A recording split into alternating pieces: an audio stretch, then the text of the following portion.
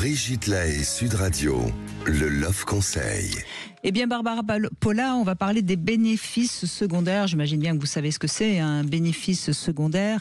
C'est un profit que l'on va tirer d'une situation qui pourtant est défavorable. En tout cas, nous est défavorable. En d'autres termes, cette situation, finalement, elle nous arrange parce que si elle disparaissait, cette situation, eh bien, le bénéfice disparaîtrait également. Alors, il y a beaucoup de paramètres qui sont en jeu. Par exemple, on attire la compassion en restant une victime. Il y a des personnes qui adorent être malades parce qu'au moins elles ont l'impression qu'on s'occupe d'elles et qu'elles sont voilà. Et puis parfois en étant victime, on peut attirer ce qu'on croit être de l'amour. Enfin, en règle générale, c'est pas vraiment de l'amour, c'est un peu de la pitié amoureuse, si je puis dire. Donc il faut vraiment se méfier des bénéfices secondaires. Alors je continue. L'avantage aussi des bénéfices secondaires, c'est que ça permet d'échapper à ses responsabilités.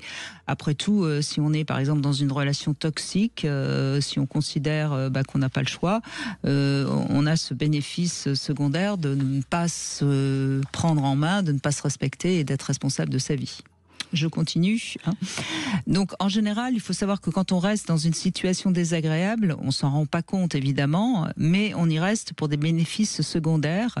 Et c'est assez embêtant quand on a un ami, par exemple, qui est dans une situation comme ça, parce que si on essaye de lui ouvrir les yeux, en règle générale, comme elle n'a pas envie qu'on lui ouvre les yeux, elle réagit mal. Donc, c'est très compliqué. Il vaut mieux pas insister, mais en revanche, peut-être encourager à aller voir un thérapeute, quelqu'un, et puis surtout cesser de lui apporter ses bénéfices secondaires, justement. C'est-à-dire si vous avez une amie qui est malade et qui adore se plaindre, etc., il faut cesser de l'écouter pour que justement elle ait envie de sortir de cette maladie ou de cette addiction, par exemple, parce qu'une maladie, malheureusement, on fait pas toujours ce qu'on veut.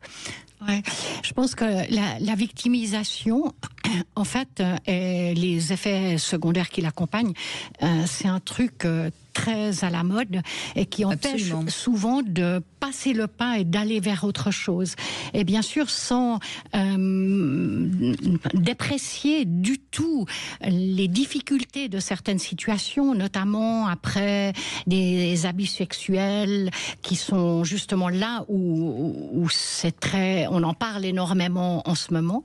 Mais je pense qu'il faut faire très attention de se dire, bon, ça m'est arrivé, c'était terrible, mais je ne vais pas passer ma vie, en fait, autour de cet abus que j'ai subi. Je ne vais pas les faire subir à d'autres, mais je vais faire le pas et sortir de cette situation et être une gagnante et non pas une victime. Je sais pas, oui, il faut faire attention avec les amis qui sont vraiment plongés dans la victimisation et qui en tirent de tels effets secondaires bénéfiques. Ils ne veulent pas voir, en fait, tout ce que ça empêche. Mais quand même, moi, j'ai souvent l'impression que c'est un peu ma responsabilité de dire, mais essaye de sortir de là et d'aller vers autre chose. Et d'aller vers des bénéfices primaires au lieu des bénéfices secondaires. Et donc, de faire voir tous les bénéfices réels qu'on peut avoir dans une vie qu'on choisit, où on dit, oui, j'ai vécu ça, c'était dur, mais maintenant je veux aller vers autre chose. En tout cas, ce qu'on peut dire, si vous avez auprès de vous quelqu'un qui profite un petit peu de ces bénéfices secondaires, eh bien c'est surtout d'arrêter à l'écouter, puisque en l'écoutant, finalement, vous lui permettez de bénéficier de tout ça.